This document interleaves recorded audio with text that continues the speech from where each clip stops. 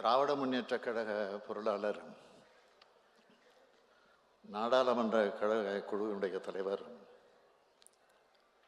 அருமை நண்பர் டிஆர் பாலு அவர்கள் உருவாக்கி இருக்கக்கூடிய நூல்கள் வெளியீட்டு விழாவில் பங்கேற்று சிறப்பித்திருக்கும் திராவிடர் கழக தலைவர் ஐயா ஆசிரியர் அவர்களே, மாண்புமிகு ஒன்றிய முன்னாள் அமைச்சர் என்னுடைய பெருமதிப்பிற்குரிய திரு ப சிதம்பரம் அவர்களே, இந்து குழுமத்தினுடைய தலைவர் என்னுடைய மரியாதைக்குரிய இந்து என் ராம் அவர்களே, பேரன்பிற்குரிய கவி பேரரசு வைரமுத்து அவர்களே, தோழமை கட்சியினுடைய தலைவர்கள் திரு பாலகிருஷ்ணன் அவர்களே, திரு முத்தரசன் அவர்களே, கழகத்தின் முதன்மை செயலாளர் KN நேரு அவர்களே, தம்பி உதயநிதி உள்ளிட்ட அமைச்சர் பெருமக்களே, துணை பொதுச் செயலாளர் அருமை தங்கை கனிமொழி அவர்களே, வருகை தந்துள்ள நாடாளுமன்ற சட்டமன்ற உறுப்பினர்களே, மாவட்ட கழகத்தினுடைய செயலாளர்களே, துவக்கத்தில் வரவேற்பு நல்கிய கழக அமைப்பு செயலாளர் RS பாரதி அவர்களே, வழிமொழிந்த TKS இளங்கோவன் அவர்களே, நன்றி உரை ஆற்ற இருக்கக்கூடிய நியூ செஞ்சுரி பதிப்பக இயக்குனர் திரு சந்தானம் அவர்களே, தலைக்கோட்டை உள்ளிக்கோட்டை பகுதியிலிருந்து வருகை தந்திருக்கக்கூடிய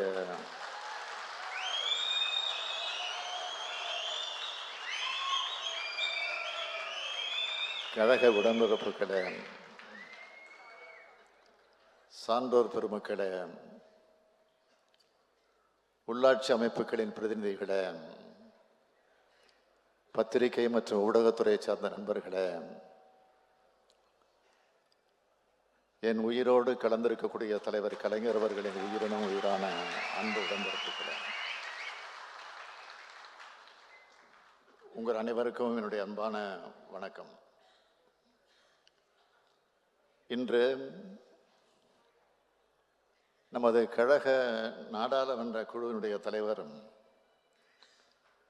கழகத்தின் பொருளாளருமான என்னுடைய அருமை சகோதரர் டிஆர் பாலு அவர்கள் எழுதியுள்ள பாதை மாறா பயணம் புத்தகத்தோடு 3வது பாகத்தை வெளியிடுகிறேன். பாலு அவர்களை பற்றி ஒரு வார்த்தையில் சொல்லணும்னா சின்சியாரிட்டி. ஏதாவது சொன்னோம்னா அதை முடிச்சு காட்டுறது தான் அடுத்த ஃபோனை பண்ணுவார், இல்லை ஃபோனை பட்டுன்னு வச்சிருவார் பாதியில். விருதுநகர் முப்பெரும் விழாவில் நம்முடைய பாலு அவர்களை பற்றி நான் பேசினப்போ அதை இப்போ நினச்சி பார்க்குறேன். கலைஞரின் தொண்டரா, தோழரா, செல்ல பிள்ளையா, உடன்பிறப்பா, பற்றாளரா, வெறியரா, என்னவென்று பாலுவை சொல்வது, இது எல்லாம் கலந்த கலவைதான் பாலுன்னு அன்னைக்கு நான் சொன்னேன்.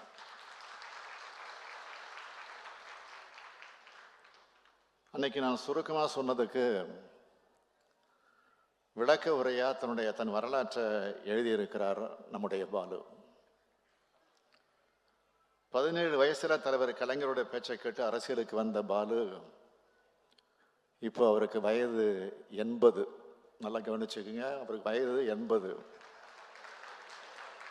எனக்கு வயது 70.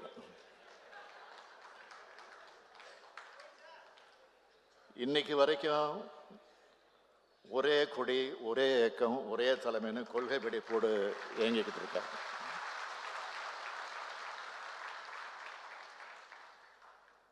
முதல் பாகத்தில் அரசியல் வளர்ந்ததை பற்றியும் கழகத்தோட வளர்ச்சிக்காக தொண்டாற்றினதை பற்றியும் எழுதினவர் 2வது பாகத்தில் அவரால் இந்திய நாடு, நம்முடைய மாநிலமான தமிழ்நாடும் எப்படிப்பட்ட வளர்ச்சியை அடைஞ்சதுன்னு விரிவாக எழுதியிருக்கிறார். கிட்டத்தட்ட 12 ஆண்டுகளா நாடாளுமன்ற உறுப்பினரா, 12 ஆண்டுகள் ஒன்றியத்தில் அமைச்சரா இருந்திருக்கிறார். நாடாளுமன்றத்தோட 2 அவைகளையும் கழகத்தோட குரலை அவர் கம்பீரமா ஒழிச்சிருக்கிறார். தமிழ்நாட்டில் ஓடும் தங்க நாற்கர சாலைய இருந்தாலும்,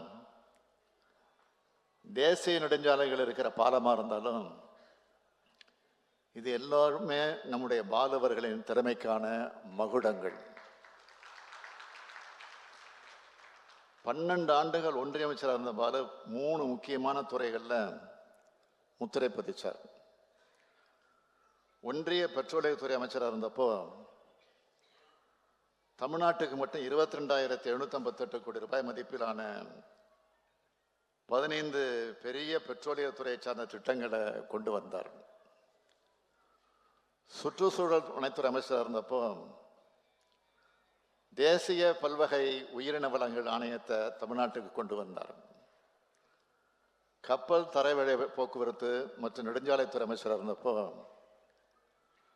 56,644 கோடி ரூபாய் மதிப்பிலான திட்டங்கள் தமிழ்நாட்டுக்கு வந்துச்சு. தமிழ்நாட்டு தேசிய நெடுஞ்சாலைகளை மட்டும் 335 பாலங்கள் கட்டினது பாலுவோட மிகப்பெரிய சாதனை. ஆனால் இதையெல்லாம் விட பெரிய சாதனையாக வந்திருக்க வேண்டிய ஒன்று உண்டு. அதுதான் பேரறிஞர் அண்ணாவோட கனவு திட்டமான சேது சமுத்திர திட்டம். தலைவர் கலைஞருடைய வற்புறுத்ததால இந்த திட்டம் 2004ஆம் ஆண்டு தொடங்கப்பட்டாலும் அடுத்தடுத்து வந்த அரசியல் சூழ்ச்சிகளின் காரணமாக அந்த திட்டம் முடக்கப்பட்டுச்சு.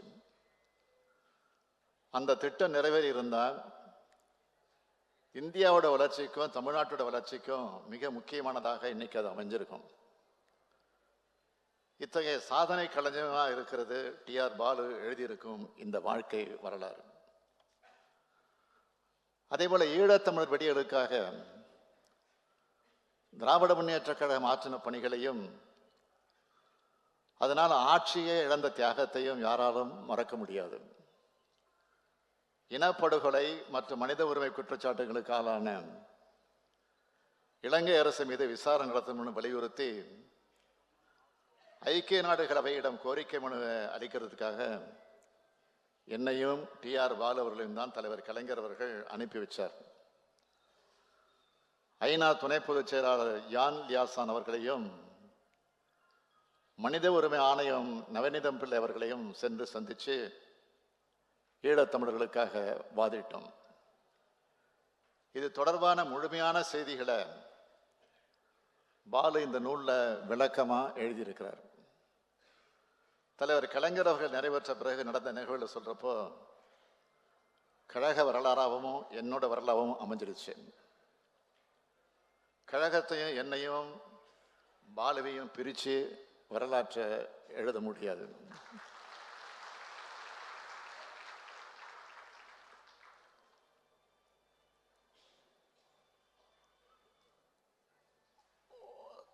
நெருக்கடி காலத்திற்கு முன்பு இளைஞர் திமுக கோபாலபுரம் பகுதியில்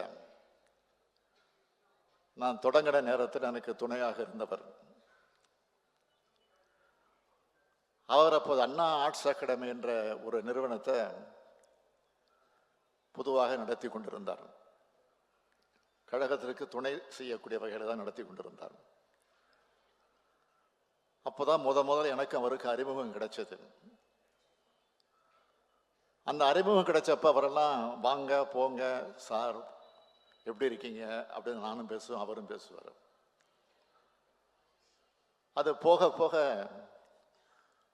என்னப்பா எப்படி இருக்க, அவரும் திருப்பி நல்லா இருக்குப்பா அப்படின்னு.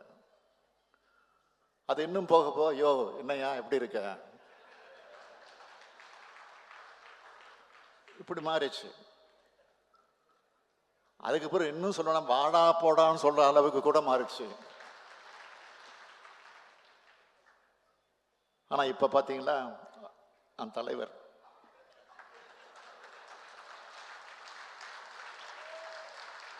கட்சியினுடைய தலைவர், அவர் நாடாளுமன்ற கழக குழுவினுடைய தலைவர். இப்ப சொல்ல முடியுமா? சொன்னா அவரை நீங்களாம் விட்டுருவீங்களா? எதற்காக சொல்றேன்னா, அந்த அளவிற்கு இரண்டரை கலந்தவர்களாக நாங்கள் இருந்தோம் என்பதற்காகத்தான் இதை சொல்றேன். இந்த வளர்ச்சிக்கு பின்னாடி இருக்கிற வழித்தடத்தை விளக்கத்தான் இந்த பாதை மாறா பயணம். இது பாலுவோட வரலாற்று புத்தகம் மட்டுமல்ல, மற்றவர்களுக்கு வழிகாட்டும் புத்தகம். பாஜகவை வீழ்த்த போகிற இந்தியா கூட்டணியோட உருவாக்கத்தில் நம்ம பாலுவுக்கு மிக முக்கிய பங்கு இருக்கு. இந்தியாவோட எதிர்காலத்தை மனசுல வச்சு எல்லாரும் கடமையாற்றும். ஏன்னா நடைபெற இருக்கும் நாடாளுமன்ற தேர்தல்ங்கிறது யார் ஆட்சியில் அமரக்கூடாது என்பதற்காக நடைபெறுகிற தேர்தல். கடந்த 10 ஆண்டு காலமா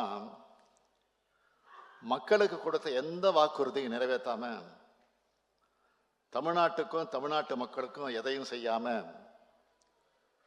பேரிடர் பாதிப்புக்கு கூட நிதி ஒதுக்காம, இறுதி காலத்தில் ஒரு கோயிலை கட்டி மக்களை திசை திருப்ப பார்க்குது பாஜக தலைமை. தேர்தலை சந்திக்க இருக்கும் பாஜகவுக்கு மக்களிடம் சொல்றதுக்கு சாதனை எதுவும் இல்லை. அதனால்தான் முழுசா கட்டி முடிக்கப்படியாத கோயிலை அவசரமாக திறந்து எதையோ சாதிச்சிட்டதாக காட்டிக்கிறாங்க.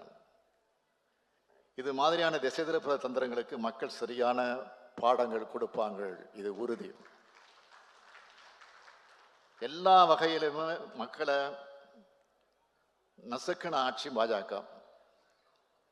அந்த கோபம் மக்கள் மனசில் இருக்கு. தமிழ்நாட்டில் நாம வலுவான கூட்டணி அமைச்சிருக்கிற மாதிரி இந்தியா முழுமைக்கு வலுவான கூட்டணியை உறுதி செய்தாகணும். இந்தியா கூட்டணி கட்சிகள் தங்களுக்குள் தொகுதி பங்கீடு பேச்சுவார்த்தையை அந்தந்த மாநிலங்களில் நடத்தி வர்றதாக செய்திகள் வருது. விரைவில் எல்லாம் நல்லபடியாக முடிந்து நாட்டு மக்களை காப்பாற்ற, தமிழ்நாட்டின் முன்னேற்றத்திற்கு உதவும் ஒரு ஒன்றிய அரசை உருவாக்க நாமெல்லாம் தேர்தல் களத்திலே நுழைகிறோம். அதற்கு டிஆர் பாலு அவர்கள் தயாராக வேண்டும் என்று இந்த நேரத்தில் கேட்டு, இந்த பணிகளை எல்லாம் வெற்றிகரமாக முடித்த பிறகு இந்த பாதை மாறா பயணத்தோடு அடுத்தடுத்த பாகங்கள் எழுதுவதற்கான வேலைகள் நம்முடைய டிஆர் பாலு அவர்களுக்கு காத்திருக்கிறது. தமிழ்நாடு முன்னேற்றத்தின் வரலாற்றை சொல்ல, திராவிட முன்னேற்ற கழக வரலாற்றை, தலைவர் முத்தமிழர் கலைஞரின் வரலாற்றை, இந்த திராவிட மாடல் அரசின் வரலாற்றை தொடர்ந்து கழகத்தினர் எழுதிக்கொண்டே இருக்க வேண்டும் என்ற வேண்டுகோளை விடுத்து விடைபெறுகிறேன். நன்றி, வணக்கம்.